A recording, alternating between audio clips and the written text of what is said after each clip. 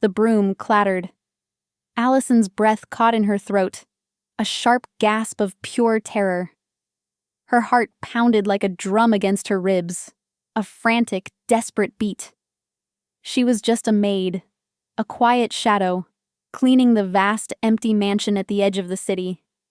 But now, in a terrifying instant, she was no longer a worker. She was a prisoner. Two large men, hulking figures of brute force, stood over her. Their faces were hard, like granite carved from stone. Their eyes were cold, like chips of ice, reflecting no warmth, no mercy. They had broken in with a cruel force that spoke of long, dark practice, of lives spent in violence. They weren't looking for money, or glittering jewels, or anything easily stolen. They were looking for something she didn't even know she had, something far more dangerous, far more deadly. "Where is it?"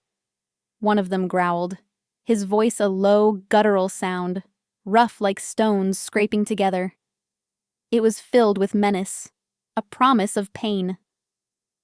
Allison shook her head, tears stinging her eyes, blurring her vision until the world swam.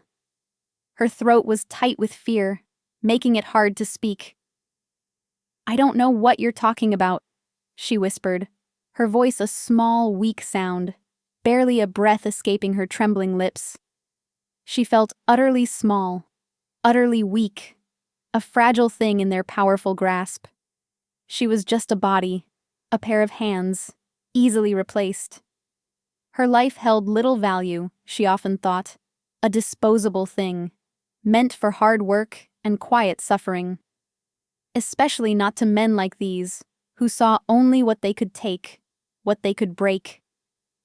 The second man, leaner but just as mean, moved with a sudden, horrifying speed. He grabbed her arm. His grip was like iron, bruising instantly, digging into her flesh. Pain shot up her arm, sharp and sudden, making her gasp aloud. He pulled her closer, until she could feel the heat radiating from his large body. His breath smelled stale and ugly, a foul cloud, of stale cigarettes and something else, something metallic and unpleasant. "Don't play dumb, girl. We know it's here. We know you know." He squeezed her arm tighter, brutally, making her gasp again, a choked sound of agony and pure fear. "Tell us, and this can be over. No more pain. Just tell us." Allison squeezed her eyes shut, wishing she could disappear, wishing she had never taken this cleaning job. She prayed. She didn't believe in miracles, not really, not after a lifetime of hard knocks and disappointments, but she prayed anyway, a desperate, silent plea to a God she wasn't sure existed. She was alone, truly alone, in this vast empty house, surrounded by men who wished her harm. No one knew she was here. No one would help her. She was just a maid, an orphan, a nobody in a world that didn't care. What did her life matter to anyone in this wide, indifferent world? Nothing, she thought. Absolutely nothing. Suddenly, a loud crash echoed from the front of the house, a sound of splintering wood, followed by a heavy, deliberate thud, as if something massive had been thrown aside. The two thugs froze, their aggressive postures faltering. Their hard faces twisted, first into anger at the interruption, then, to Allison's shock, a flicker of raw, gut-wrenching fear crossed their cruel features. A deep, powerful voice cut through the tense silence that followed. It wasn't angry. It was calm. But it was far more terrifying than any shout or growl, any angry threat. It was the calm of absolute power, the stillness before a storm. "I believe you two have something that belongs to me," the voice said. It was smooth, like dark silk, cultured and refined, but carried the undeniable weight of a heavy stone, a silent promise of unbreakable will and deadly intent. The two men exchanged nervous glances, their bravado evaporating like mist. They pushed Allison roughly to the side, a gesture of desperate distraction. She cried out as she fell, landing hard on the polished marble floor, her newly injured wrist aching with fresh, throbbing pain. She looked up, her vision still blurry with tears and a paralyzing fear. A man stood in the doorway, framed against the now broken entrance. He was tall, powerfully built, his shadow long and imposing in the dim light filtering through the splintered wood. His suit was dark, perfectly tailored, utterly without flaw, seeming to absorb the light around him. His presence filled the room, making the large space feel suddenly small and charged, alive with a quiet, dangerous energy. He was not just a man. He was a force, a cold, elegant storm that had just arrived, ready to unleash its fury. His eyes, dark as midnight and sharp as razor blades, scanned the room, missing nothing. They landed on Allison, huddled on the floor, small and vulnerable, trembling. For a split second, they softened, a fleeting, unexpected warmth, like a spark in the deep darkness. Then they hardened again, colder than ice, as he looked at the two men who had dared to invade his space, dared to touch what he now claimed. And it seems, he continued, his voice a low rumble now, barely above a whisper, yet carrying to every corner of the room with chilling clarity.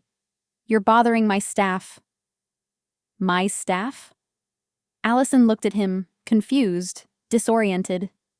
She had never seen him before in her life. She was just a temporary cleaner, hired by a distant management company that shuffled nameless workers from one large, lonely house to another. She didn't belong to anyone. She had no master, no family, no one who would ever claim her. One of the thugs tried to laugh. It sounded forced and thin, a desperate, pathetic attempt at bravado in the face of overwhelming power. "This is none of your business, pal. Move along." The man in the suit took a slow, deliberate step forward. His movements were easy, graceful, like a predator confident in its strength. Deadly. "Everything in this house is my business," he said, his voice dropping to an even more dangerous whisper that still carried to every corner of the room, vibrating with unspoken threats. "And right now, she is my business." The air grew heavy, thick with unspoken threats, with the certainty of coming violence. The two thugs, big and rough as they were, suddenly looked small and insignificant, their muscles tensed in fear, not aggression. They understood.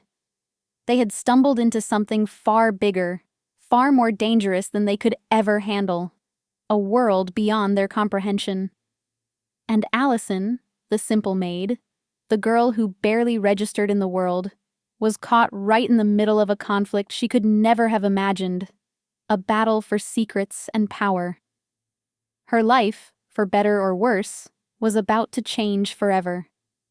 She just didn't know the true depth of it yet, the profound transformation that awaited her.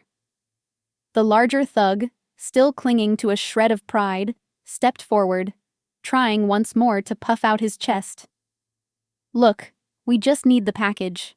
Then we're gone. No trouble." His voice still held a hint of aggression, but it wavered, unsure, betraying the fear now gnawing at him. The man in the suit didn't blink. He simply watched them, his gaze steady, unmoving, like looking into deep, dark water, a depth that held unknown dangers and deadly currents. "You entered my home. You laid hands on my property. And you threatened someone who works for me." Each word was slow, precise, like drops of ice, each one a hammer blow. "That, my friend, is trouble. Deep trouble. And you will regret every second of it." Allison watched, mesmerized and terrified, her breath held captive in her chest. Her arm throbbed, a dull ache now. She pressed her palm against the cold marble floor, feeling the chill through her thin uniform, a grounding sensation in a world gone mad. Who was this man? Why did he care about a temporary maid like her? A stranger? She was nobody, a ghost in the background of life. Yet, he spoke as if she mattered, as if her safety, her very person, was a serious offense for these men to touch, an insult to his authority. The second thug, leaner and quicker, suddenly reached for something at his waist, a quick, desperate movement, clearly a weapon. But he wasn't fast enough. The man in the suit moved like a blur, so swift he seemed to vanish and reappear. He didn't even seem to step. One moment he was by the door, the next he was right in front of the reaching thug. A sharp crack filled the room, a sickening sound of bone against bone. The thug cried out, a sharp yelp of pain, clutching his now useless hand, whatever weapon he held clattering to the floor. His body crumpled, fear and agony twisting his features. The first thug stared, his mouth opened slightly, a look of pure, unadulterated terror on his face. His bravado crumbled completely, leaving him exposed and vulnerable. He backed away slowly, his eyes wide, frantically searching for an escape, a way out of this nightmare. "We didn't know," he mumbled, his voice a pathetic whimper. "We were just told to come here, to find something. That's all." The man in the suit stood over the whimpering thug, utterly calm, his posture unyielding, a picture of cold, controlled power.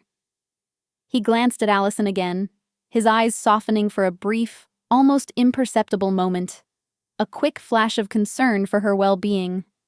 Then they hardened once more, turning deadly. "Whatever you were told," he said to the thugs, his voice now a dangerous purr, vibrating with controlled fury. "You chose to act. You chose to invade my home, to threaten an innocent. And now you will pay.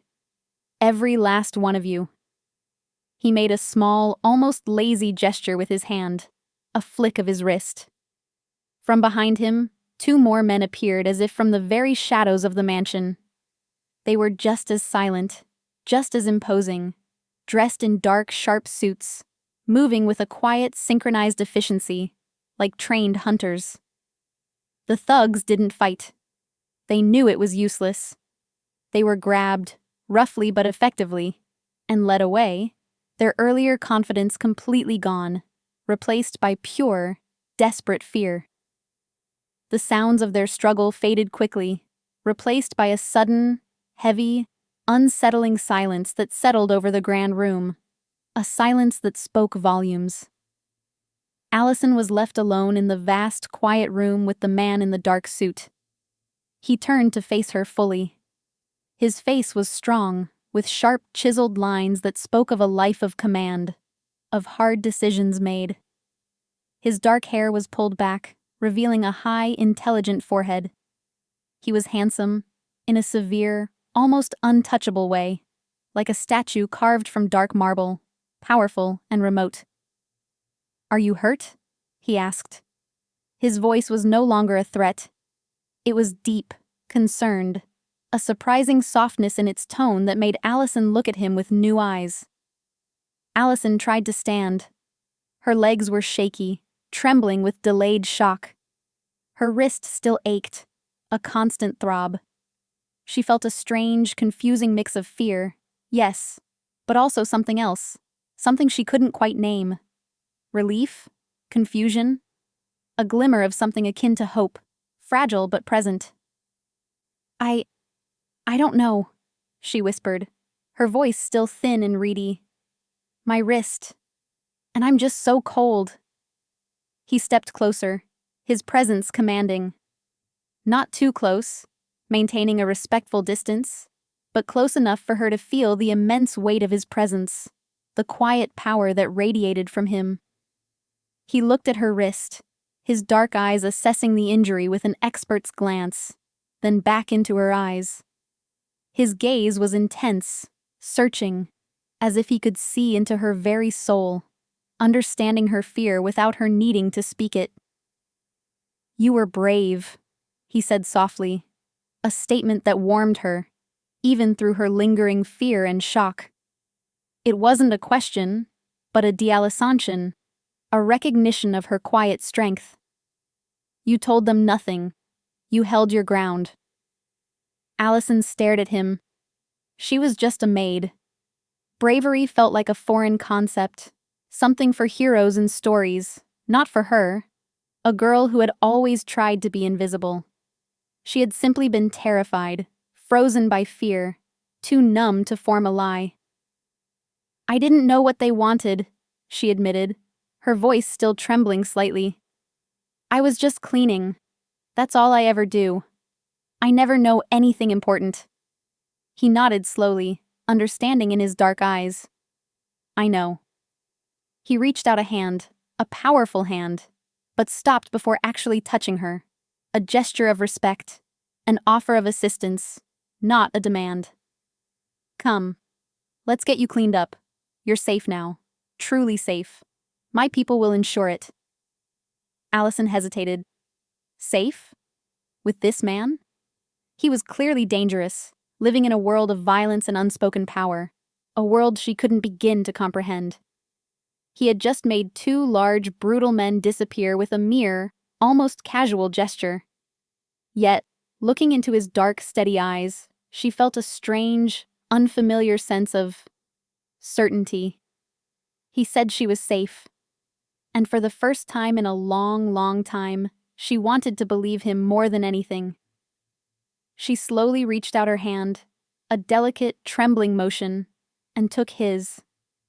His grip was firm, warm, and surprisingly gentle, a stark contrast to his earlier intensity, a touch that promised protection. Her journey into a world she never knew existed, a world of shadows and fierce loyalty, had just truly begun. A journey that would redefine her entire existence. He led her carefully from the grand living room, through hallways she had only ever swept, passages that now felt less intimidating, almost welcoming, under his silent guidance. He took her into a part of the mansion she had never seen, a private wing, quiet and rich with the comforting scent of old leather and fine wood. The walls were covered in dark, polished wood, the carpets thick and soft underfoot, muffling their steps. He took her to a study, a room filled with towering bookshelves, a large, heavy desk, and an air of quiet importance. He sat her down gently on a plush leather sofa, its cushions soft against her aching body. "Stay here," he said, his voice calm, an order spoken with quiet, unquestionable authority. "I will get someone to look at your wrist. You need care. And some peace." Before she could answer, before she could even process his words, he was gone, a silent shadow disappearing through the heavy oak door. Allison sat alone, her mind spinning, reeling from the sudden, violent events and the even more sudden, inexplicable rescue. Who was this man, Mr. Bianchi? What was his true identity, his true power? Why was this house so important, so filled with secrets and hidden dangers? And why, above all, did he call her my staff, as if she were something valuable, something that belonged to him, something worth protecting? She was a temp, paid by the hour, just a number in a system, easily forgotten, easily replaced. She had no family, no connections, nothing of value to offer anyone.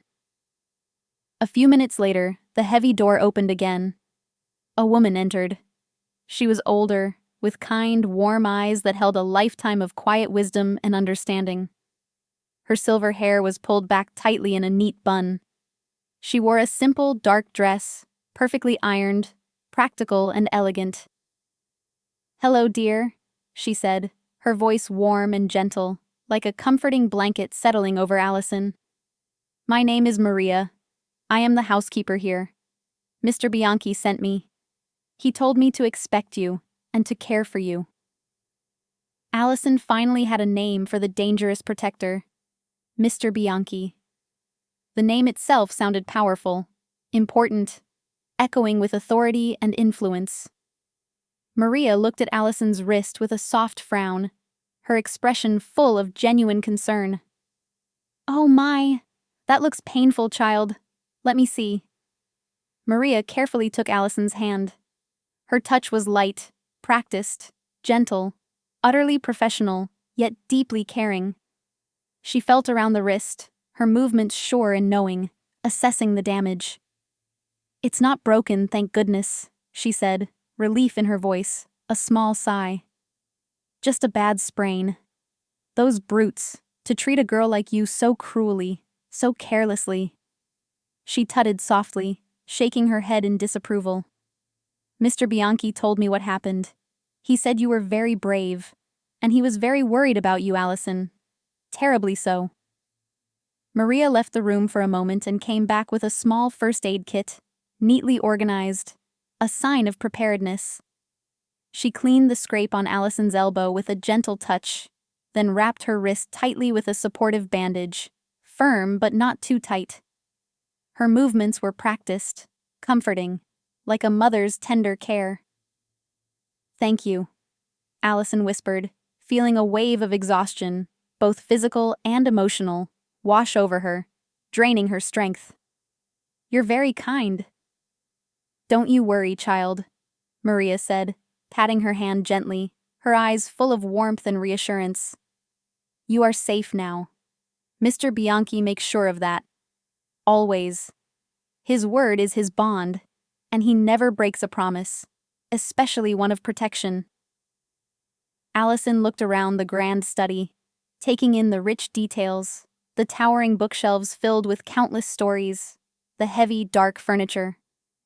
But who exactly is Mr. Bianchi? And why does he care about me, a simple maid? I'm just a cleaner. Maria smiled, a small, knowing smile that held a hint of a secret, a deeper understanding. "Mr. Bianchi is a very important man, Allison. A man of many responsibilities, a leader in his world. And he cares deeply about everyone under his roof, those who are part of his household. Especially those who have been wronged, those who are vulnerable, those who cannot fight for themselves." She paused, her gaze thoughtful, distant. "He saw you. He saw you scared, yes, but not giving in, not breaking, standing firm even when you thought you had nothing left to lose. That means something to him, Allison. More than you know, more than words can say." She leaned closer, her voice dropping slightly, a confidential whisper. "He knows what it's like to have nothing, to fight for every breath, to be overlooked and underestimated by a cruel world. He sees a part of himself in you, I think. A reflection of a past he understands too well." Before Allison could ask more questions, before she could unravel Maria's cryptic words and hint at Mr. Bianchi's past, the heavy oak door opened again. Mr. Bianchi stood there, his presence once again filling the room, radiating quiet power. He had changed out of his formal suit into a simple dark shirt and trousers, practical yet still elegant, but he still radiated the same quiet, undeniable power. He looked at Allison, then at Maria, his eyes asking a silent question about Allison's well-being. "How is she?" "It's a bad sprain, sir," Maria reported, her tone respectful but also warm, reflecting her long history with him. "But no breaks. She's shaken, as anyone would be after such an ordeal, but she'll be all right with some rest and care. She's a strong one." Mr. Bianchi nodded, his gaze returning to Allison. He studied her for a moment, his dark eyes serious, assessing. "Maria will bring you food. You must eat to regain your strength. Then you will rest. You won't be returning to your old apartment. Not tonight. Not ever, if you wish to remain safe." His words were firm, leaving no room for argument, yet carried an undercurrent of genuine, deep concern. Allison's eyes widened. The finality of his statement hit her. "What? But where will I go? I have nowhere else.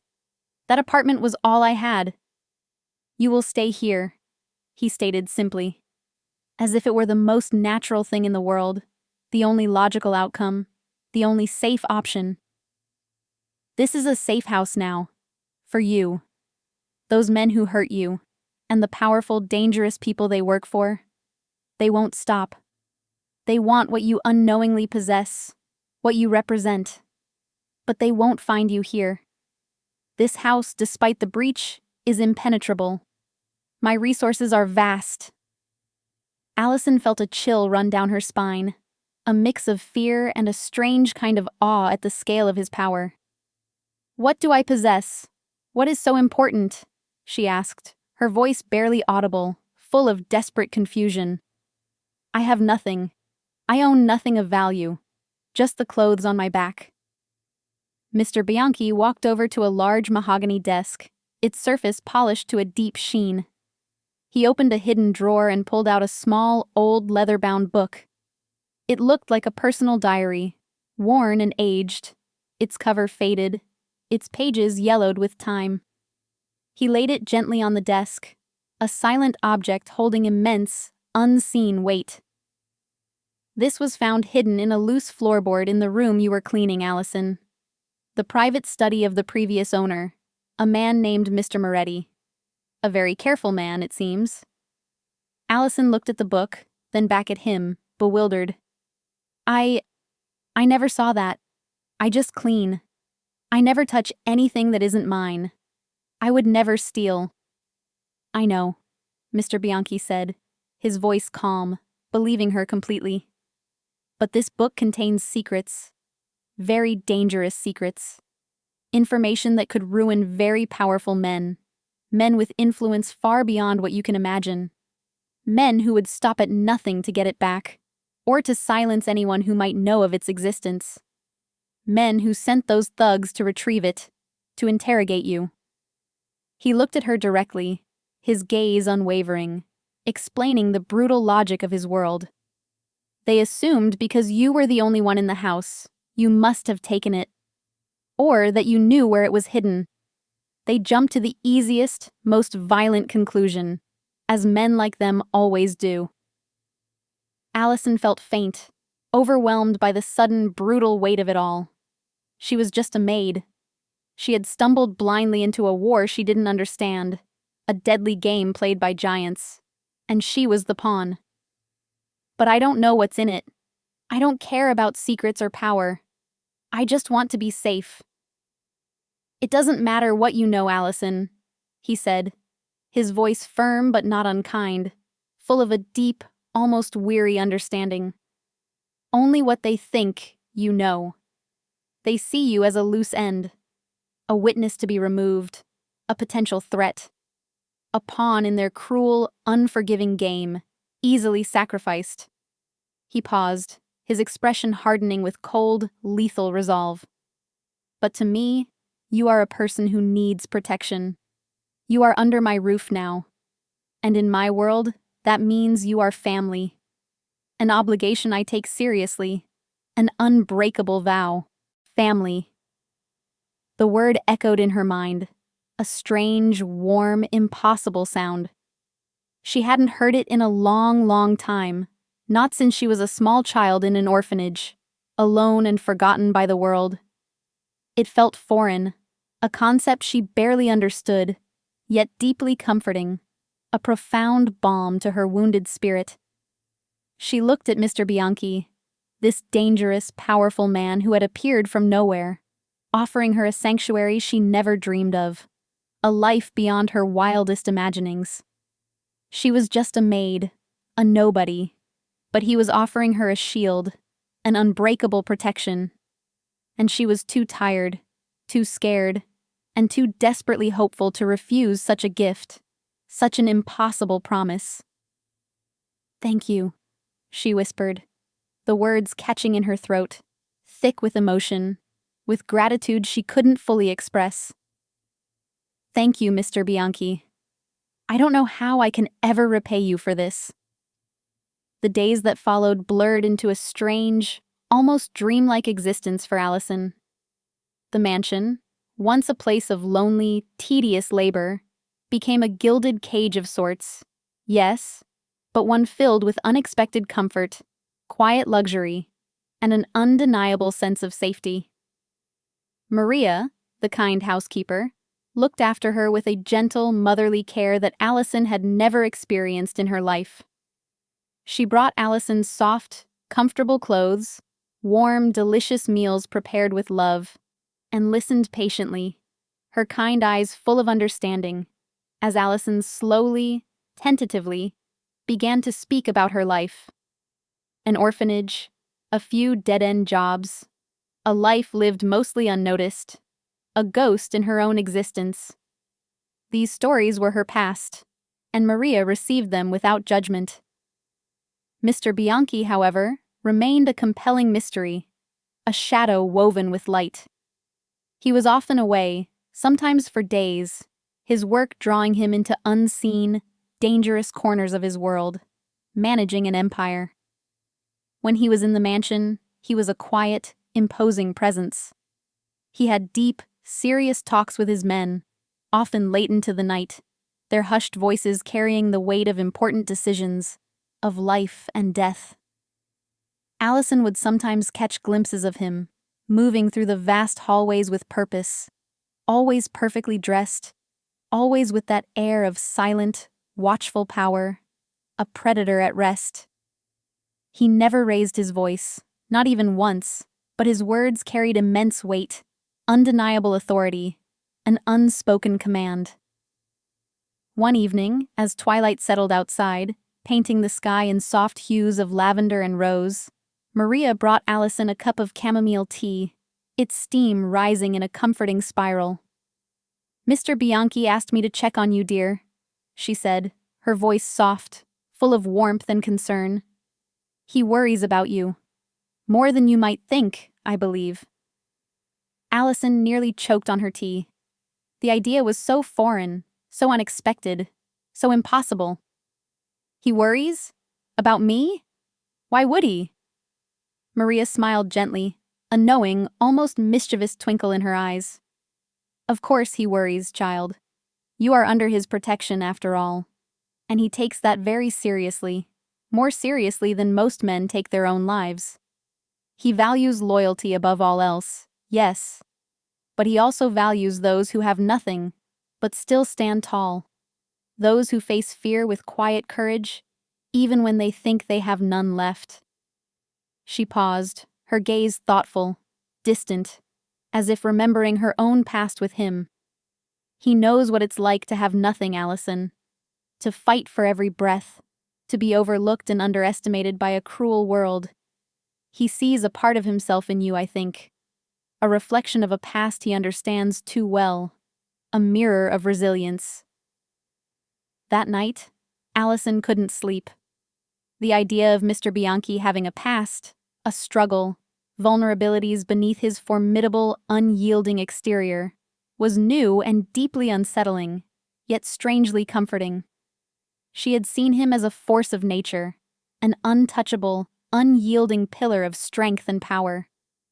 To think of him as someone who understood hardship, who had felt pain and loss, who had known the sting of being nothing, it made him seem more human, more accessible, and somehow even more compelling, drawing her in.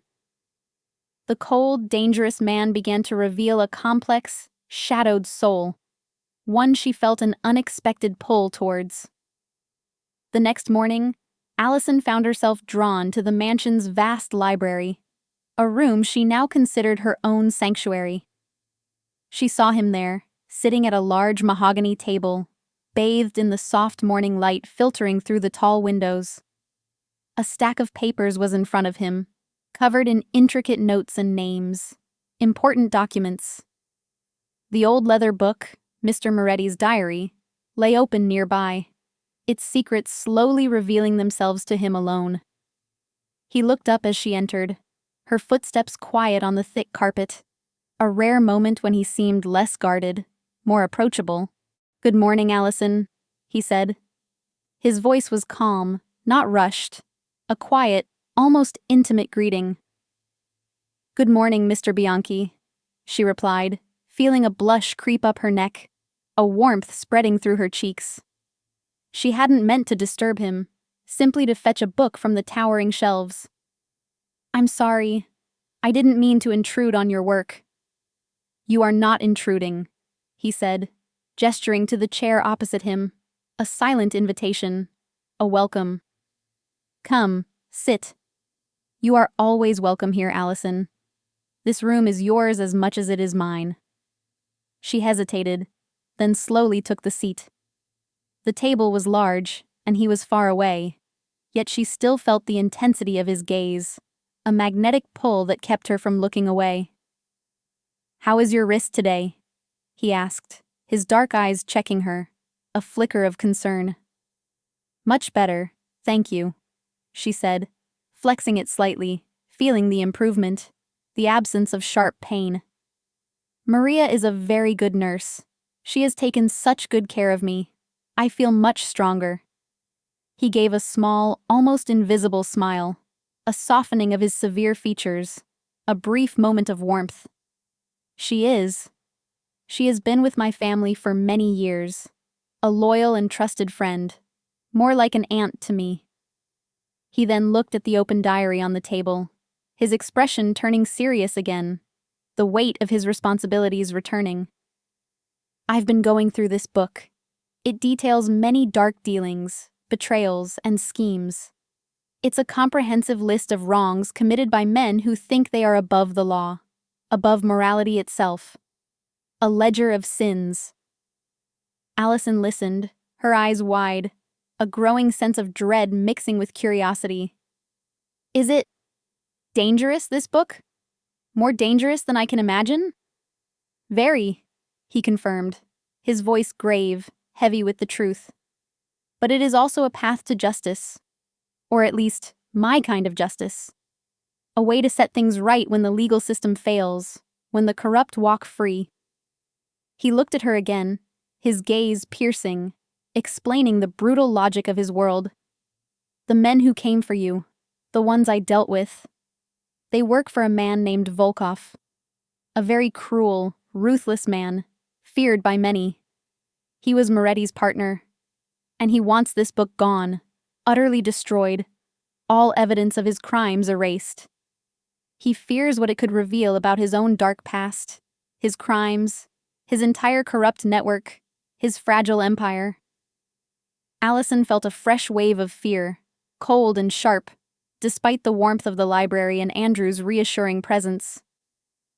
Volkov. The name itself sounded cold, like ice, the personification of evil.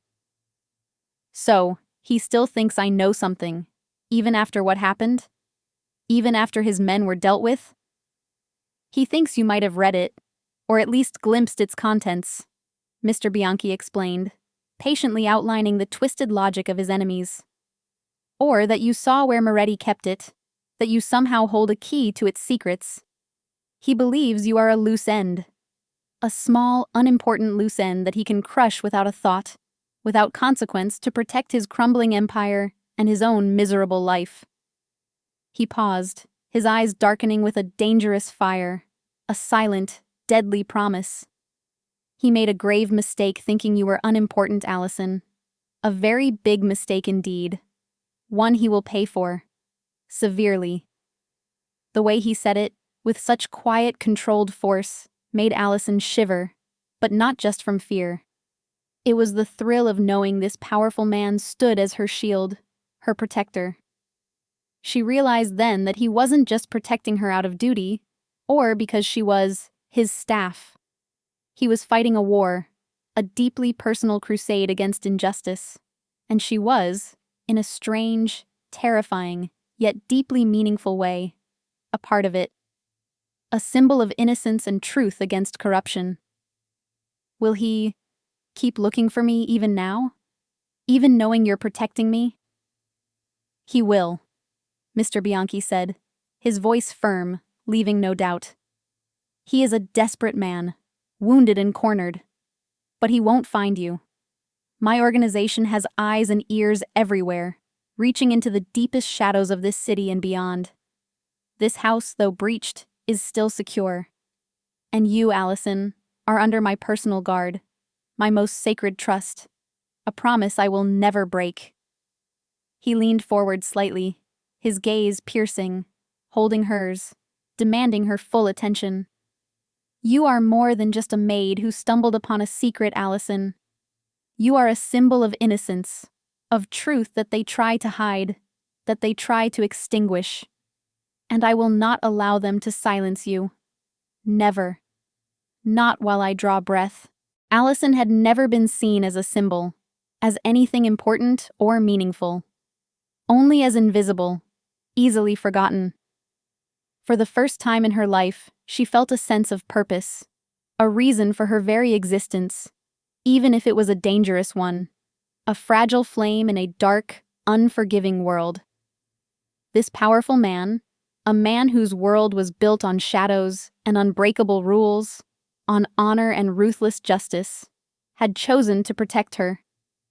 Not because she was strong, but precisely because she was vulnerable, because she represented everything his enemies despised.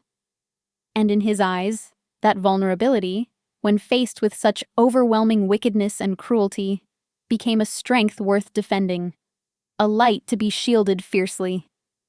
The quiet intensity in his eyes told her that this wasn't just about the book or the war against Volkov. It was about something deeper, something about honor, about redemption, and a profound promise he intended to keep, no matter the cost, no matter the sacrifice. She felt a connection to him, strong and undeniable, that transcended their different worlds. Weeks turned into months, each day weaving a stronger, more intricate thread into the tapestry of Allison's new life. She found a comforting rhythm in the grand mansion, a sense of belonging she had never known, a quiet peace she hadn't dared to dream of. She helped Maria with smaller tasks, learning the careful maintenance of such a magnificent home, finding satisfaction in her work again, but this time with dignity, with respect. She spent countless hours in the vast library, not just dusting shelves, but truly reading, devouring books with a newfound passion. Mr. Bianchi had given her full access, encouraging her to learn, to grow, to explore any subject that caught her interest. She devoured books, from classic novels to history texts, from poetry to philosophy, finding a hunger for knowledge she never knew she possessed. Her mind expanded, her worldview widened, and she felt herself transforming from the inside out, growing stronger, more confident. She started to see Mr. Bianchi not just as a dangerous, enigmatic protector, but as a complex, multifaceted man. He was strict, yes, demanding of himself and those around him, driven by an unwavering code, but also fiercely fair, incredibly loyal. He was undeniably powerful, commanding respect and fear from all who knew him, but beneath that formidable exterior, she sensed a quiet burden, a deep-seated loneliness that resonated with her own past. Sometimes, late at night, when the house was silent and still, she would hear him playing the grand piano in the music room, soft, sad melodies drifting through the hallways. It was a side of him that hinted at a deeper soul, a past filled with more than just power and conflict, a man capable of profound emotion beyond the cold, hard world he inhabited. Their conversations became more frequent, less formal, evolving from discussions about the threats they faced and the progress of his justice to shared thoughts on books, art, and life itself. He would seek her out, not for work or duty, but just to be near her, to share a quiet moment, a shared glance, a comfortable silence. They shared meals, long, quiet evenings by the roaring fireplace, talking for hours about everything and nothing, exploring each other's minds. He never pried into her past, respecting her silence, but he listened, truly listened, when she spoke about her thoughts, her burgeoning dreams, even her lingering fears. He, in turn, shared little about his own personal history, but his presence was a constant comfort, a strong, silent anchor in her new, uncertain life. He revealed his strict code of honor, the heavy weight of his responsibilities, the personal sacrifices he had made, and the lonely, often dangerous path he had walked. He confided in her in subtle ways, revealing a hidden side of himself. One afternoon, she was sitting by the grand window in the library, a thick book open on her lap, but her gaze lost in the expansive, vibrant gardens outside. The sun warmed her face through the glass, a gentle, golden light, a symbol of the new warmth in her life. A small, contented sigh escaped her lips. This life, though born of terror and sudden upheaval, was so much richer, so much more fulfilling than the one she'd left behind. A life of scraping by, of being utterly invisible, of merely existing. Here, in this dangerous haven, she was seen. She was safe. She was becoming herself, discovering who Allison truly was. Mr. Bianchi walked in, his footsteps soft, almost imperceptible on the thick carpet, a familiar presence now. He watched her for a moment, a thoughtful, tender expression on his face, a look she was beginning to recognize. "Enjoying the piece, Allison?" he asked, his voice low, a gentle, welcome intrusion. She looked up, a smile touching her lips, genuine and radiant, lighting up her face. "Yes, Mr. Bianchi. Very much. More than I ever thought possible." She paused, then added, her voice reflecting a newfound openness, a trust she hadn't known she could feel. "I feel different here. Not just safe, but truly alive. As if I've woken up after a very long sleep." He sat in a large leather armchair opposite her, not taking his dark eyes off her, his gaze intense, yet gentle. "That is good, Allison. That is very good. You deserve to feel alive, to flourish, to truly experience life's beauty." His words struck her deep, resonating in her soul. You deserve. She had never felt deserving of anything good in her life, always taking what little she could get, never expecting more. She felt a blush creep up her neck, a warmth that had nothing to do with the sun, but everything to do with his genuine care. "Why, Mr. Bianchi?" she asked, her voice softer than she intended, bearing a part of her soul, her lingering doubt. "Why do you do all this for me? I'm just—" "Don't say just a maid," he interrupted gently, his voice firm but kind, cutting through her self-doubt, her ingrained humility. His eyes, usually so intense, held a different, softer light, a profound understanding, an acceptance. "You are more than that, Allison. Much more. You are a good person, a rare and resilient soul, with a quiet strength that many could only dream of possessing. And good people, innocent people, deserve protection, especially when they are targeted by pure wickedness, by those who seek to destroy all that is good and truthful." He paused, his gaze deepening, becoming more personal, revealing a glimpse into his core beliefs. "I have seen too much evil in my life, Allison. Too many innocents hurt, too many lives crushed by those without conscience, without mercy. I made a promise to myself, long ago, that I would always stand for what is right, even if my methods are unconventional, even if I have to walk in shadows to do it." Allison looked at him, truly seeing him, understanding the depth of his conviction, the burden he carried. He wasn't just a powerful man. He was a man with a code, a deep sense of justice, however dark its path might be, however much blood stained its journey. A dark knight, perhaps, operating by his own strict rules, his own moral compass.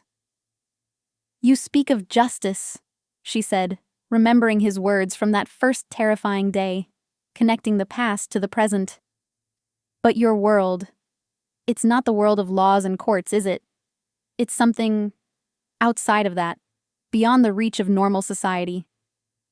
A shadow crossed his strong, unyielding face, a fleeting moment of weariness. "No," he admitted, his voice low, a trace of sadness in it. "My world is complicated. It exists in the spaces where the law cannot reach, or chooses not to, where corruption reigns. Laws don't always protect the weak. Sometimes you need a different kind of justice, a harder hand to balance the scales that have been so cruelly tipped against the innocent. He leaned forward slightly, his gaze unwavering, resolute. But it is still about honor, about protecting those who cannot protect themselves, about holding villains accountable when no one else will, when society looks away. He was quiet for a moment, lost in thought, the weight of his world heavy on him. Then he looked at her again, his expression grave, his eyes holding a renewed intensity. Volkov is still out there, and he is growing desperate, his power fading, his network unraveling. My people tell me he has redoubled his efforts to find you, becoming more reckless, more dangerous. He believes you are the key to the diary, the last piece of the puzzle that can destroy him. And he is willing to do anything to get it, or to make sure you never speak, never testify, never exist. Allison's heart clenched with a familiar knot of fear, a cold, icy grip. But it was different this time. The peace she had found felt suddenly fragile, vulnerable, but her spirit was not. What does that mean for me, Andrew? She had started calling him by his first name recently, a sign of their growing closeness, a symbol of their bond. It means you stay here, he said firmly, his voice an absolute command, leaving no room for argument. You remain secure, but it also means you understand the ongoing danger. It means you trust me, Allison, completely, that you have faith in my ability to keep you safe, no matter the cost. She met his gaze, unflinching, her fear now tempered by a surprising strength, a quiet resolve she hadn't known she possessed. I do, she said, her voice steady, stronger than she had ever imagined possible. I trust you, Andrew, with my life and with my future. I place everything in your hands. And she realized it was true. This man, who had brought her into his dangerous world, had also given her back her life, her sense of self, her very soul. He had seen her, truly seen her, and given her a place where she could finally breathe, truly live. It was a strange, terrifying, yet undeniably profound connection, forged in fire, built on trust and a shared understanding. Their journey was far from over, and the shadows of Volkov still loomed. But now, Allison felt she was ready to face them, with Andrew by her side, a partner in this extraordinary life. The quiet life Allison had grown used to was about to be shaken once more. One night, a sudden, piercing alarm blared through the mansion, its urgent, mechanical sound cutting through the peaceful silence of the evening. Red lights flashed, casting eerie, blood-red shadows across the opulent hallways, distorting familiar objects. Maria rushed to Allison's room, her kind face pale, her usual calm replaced by frantic, desperate urgency. Allison, quickly! We have to go! Now! There's no time! Allison's heart leapt into her throat. A cold stone lodged there. What's happening, Maria? What is that sound? Is it... Volkov's men, Maria said, her voice tight with fear, but also with fierce determination, a protective instinct. They found us. They breached the perimeter. Mr. Bianchi is already moving his men, preparing for defense, containing the breach. Fear, cold and sharp, gripped Allison, a paralyzing dread. She had known this day might come, the constant threat a low hum beneath her peace, a shadow on the horizon, but it didn't make it any less terrifying. The brutal reality of it was sudden and overwhelming. Maria hurried her down secret passages, twisting and turning through the old house, passages Allison had never known existed, hidden deep within the mansion's bones. The sounds of breaking glass, distant gunshots, and shouts echoed faintly from above, a chilling symphony of violence drawing closer. They reached a hidden basement, a secure room deep underground, a concrete bunker designed for this very purpose. It was filled with communication equipment, emergency supplies, and a solemn air of readiness. Mr. Bianchi was already there, along with several of his most trusted men, their faces grim, their movements precise, their weapons ready. His face was set, grim, his eyes sharp and focused, a true leader in a crisis, calm in the face of chaos. He was giving orders in a low, controlled voice, his calm a stark contrast to the chaos raging above, even though the situation was clearly desperate, dire. He saw Allison and Maria enter the secure room. His intense gaze softened for a moment as it met Allison's, a quick, silent reassurance that cut through her fear. "You're safe," he said, his voice a low rumble, cutting through her terror. "Stay here. No matter what happens above. Do not leave this room until I return for you, personally." Allison watched him, her heart in her throat, a profound ache. In the flashing red light, he looked like a warrior from an ancient tale, ready for battle, strong and unyielding, a protector deity. His presence was a strange mix of fear and comfort, a paradox that defined her new life, that defined him. She trusted him. She truly did, with everything she was, with her very life. Hours passed, stretching into an eternity, each second a test of endurance. The sounds of conflict outside faded slowly, gradually, replaced by an unsettling, absolute silence that was almost worse than the noise, leaving too much to the imagination. Allison paced, a restless energy coursing through her veins, her mind racing with terrified thoughts, imagining the worst. Was Andrew okay? Were his men? Maria sat quietly, her hands clasped tightly, whispering prayers, her eyes closed in silent plea to a higher power. Finally, after what felt like an age, the heavy, reinforced door to the secure room opened. Mr. Bianchi stood there, illuminated by the dim emergency lights, a stark figure of triumph. His dark suit was torn in places, a streak of blood, not his own, on his cheek, another on his hand.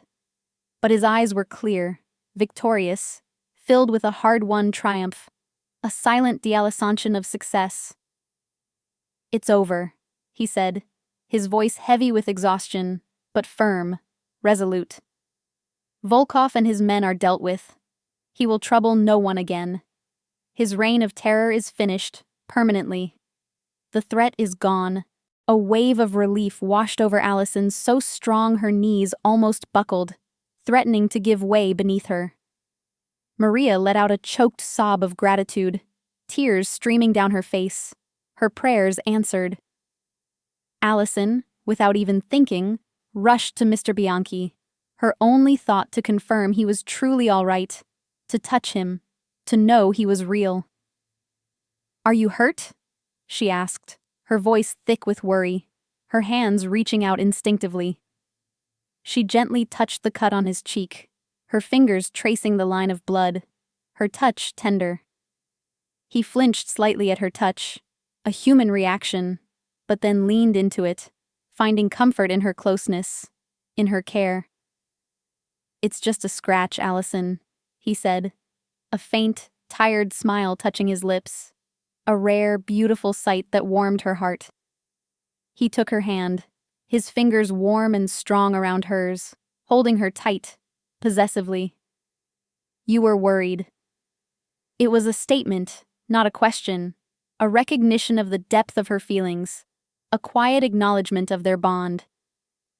Allison nodded, her eyes welling up with fresh tears, this time of profound relief and a love she could no longer deny, no longer hide. I thought I might lose you, Andrew." The words tumbled out before she could stop them, raw and honest, exposing her heart. They hung in the quiet air, revealing a depth of feeling she hadn't dared to name, even to herself, until this moment of crisis, until he was safe.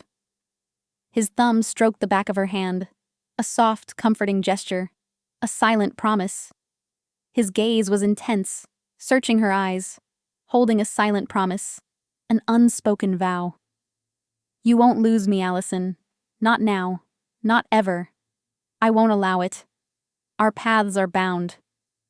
He paused, then looked around at his men, who were already starting to clean up and secure the damaged mansion. Their work efficient. This house is no longer safe. Not for long term. Volkov's people know its location now. It's compromised. But I have another place. More secure. More private. A true sanctuary, built for ultimate protection.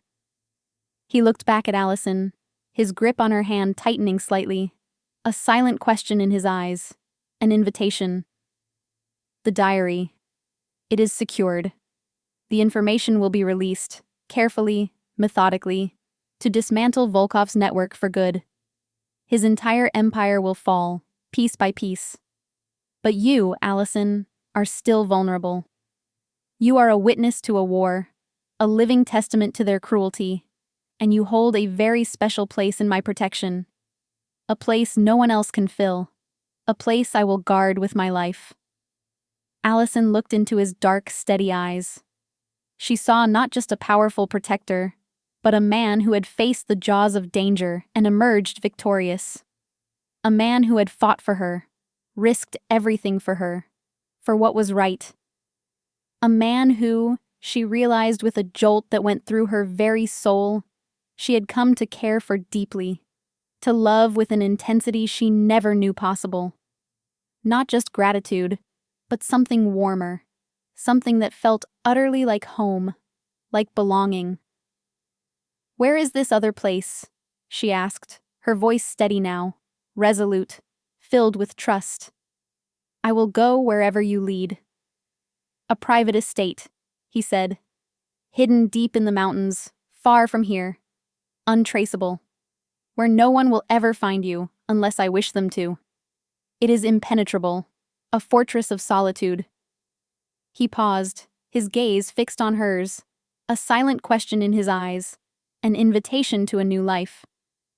"But it is also a place where you would truly be alone with me and my most trusted few. It is a new beginning, Allison, a fresh start, for both of us. A chance to build something real, away from the shadows, a life together." His words spoke of a future she hadn't dared to imagine, a life filled with meaning and belonging, with purpose. A future where she wasn't just safe, but cherished, loved beyond measure. A future where she wasn't alone anymore, not ever again. She was no longer just a maid, scared and alone, adrift in the world, a forgotten ghost. She was a woman who had found an unexpected protector, a dangerous but honorable man who had offered her not just safety, but a second chance at life, a profound purpose, and perhaps a love she never thought possible, a love that defied all expectations, all logic.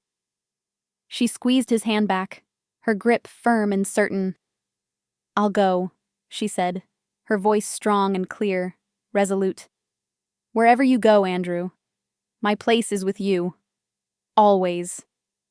A genuine smile, rare and breathtaking, a flash of pure joy touched his lips, transforming his severe face into something soft, utterly devoted. "Call me Andrew," he said again, softly, intimately, confirming their new bond. "And I will always go where you are. We build our future together, Allison. Hand in hand." The new estate was a true sanctuary, nestled deep in a vast private forest, hidden away from the world's prying eyes, a haven of peace. It was smaller than the previous mansion, yet somehow felt grander, more intimate, a true home, filled with warmth. Here, Allison found genuine peace, a tranquility that settled deep within her soul, healing old wounds. Maria, always a comforting maternal presence, joined them, along with a few of Andrew's most loyal, silent men, creating a close-knit, unconventional family, bound by loyalty and love. Life settled into a new, gentle rhythm, a melody of quiet days and shared evenings, of growing intimacy. Allison continued her reading, her mind expanding with every book, her knowledge deepening, her spirit soaring. She spent hours in the sprawling gardens, cultivating plants, finding a quiet, profound joy in watching things grow, nurturing life, just as her own life had been nurtured. And slowly, carefully, her bond with Andrew deepened, intertwining their lives in a way neither had expected, a love story written in fate. He was still a man of immense power, running his world from a hidden office, making difficult decisions that echoed far beyond their peaceful estate. But with Allison, he was different. He would seek her out, not for work or duty, but just to be near, to share a quiet moment, a shared glance, a comfortable silence. They shared meals, long, quiet evenings by the roaring fireplace, talking for hours about everything and nothing, exploring each other's minds, their souls. She learned about his strict code of honor, the heavy weight of his responsibilities, the personal sacrifices he had made, and the lonely, often dangerous path he had walked. He, in turn, saw her fears melt away, replaced by a quiet strength, an unwavering resilience, and a radiant inner light that brightened his often dark world, filling it with warmth. He saw her not just as someone to protect, but as an equal, a partner in life, someone whose presence made him a better man, a more complete man. She made him laugh, a deep, genuine sound that he hadn't truly uttered in years, a sound of pure happiness. She brought a warmth into his life he hadn't known was missing, a sense of home and belonging he had long ago given up on. For Allison, Andrew wasn't just a shield against the world's cruelty. He was her safe harbor, her trusted confidant, and the unexpected, profound love she never dared to dream of, never even knew she longed for, until he came into her life. His harsh, dangerous world now felt not just tolerable, but like home, because he was in it, because they were together. The danger from Volkov had truly passed. His empire had crumbled, destroyed by the very secrets he tried to bury, his power shattered, his influence gone. Allison was free, truly free, unbound by fear or threats, free to choose her own path. But she chose to stay, not out of obligation or fear, but out of a deep, abiding love that had grown between them. She understood his world, its shadows and its demands, its unique code of justice. But she also saw the honorable, deeply loving man beneath it all, the man who had saved her, body and soul. One evening, as the sun set, painting the sky in fiery hues of orange and purple, a breathtaking display of nature's beauty, Andrew found her in the garden, tending to her roses, her favorite flowers. He watched her for a moment, a soft, tender smile on his lips, a look of utter contentment on his face, a man deeply in love. "Allison," he said, his voice husky, filled with emotion, with unspoken adoration. She turned, her face glowing in the twilight, her eyes bright with happiness. "Andrew." He walked towards her, his gaze steady, profound, filled with a love that transcended words, a promise for eternity. "You are not just a maid anymore," he began, his voice low, deep with conviction. "You are the woman who brought light into my darkness, the woman who made this house a home, who gave meaning to my life, who completed me. You are my family, Allison, my everything, my future." He reached out, taking her hands in his grip gentle but firm, unbreakable, a silent vow. "My life, my true life, began the day I found you, and I want to spend every single day protecting, cherishing, and building a future with you. A future where we are always together, forever intertwined."